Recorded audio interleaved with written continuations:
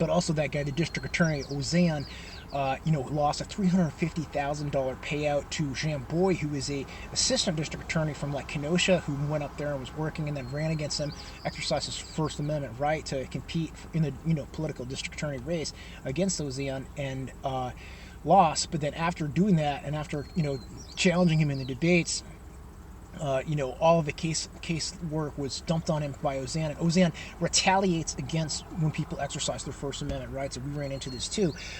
Just a person who is not aligned with what America is about. A guy who is a terrible attorney, not good at managing professionally, and there's all kinds of articles that back that up.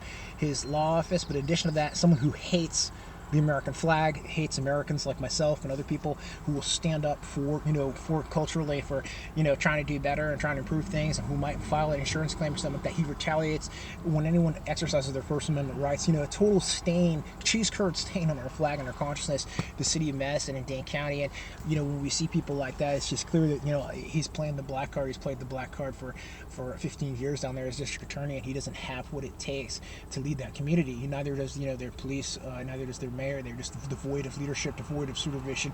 Everyone's placated, just eating quick trip sandwiches. What I mean is what it seems like for the city of Madison. And it's sad to see, because I think, like I was saying, for Riley Patton, an officer in training there, just the only reason he's passed in through their training is because his dad is the training captain, right? That's a huge red flag for your law enforcement officer to be not supervised, not trained, and they don't have a complaint process. Their records department obstructs when people try to make records requests. I don't think the entire state of Wisconsin's like that. I think you look at other communities, in the state of Wisconsin, Green Bay, other places, they have the body cameras. Maybe they've got institutional systemic problems too. There, and I just don't know about it. But I know it's a huge red flag when you see a big urban department in 2025, like literally in the capital of the state, like city of Madison, not having the body cameras, not having the accountability. And we're seeing so many constitutional lawsuits.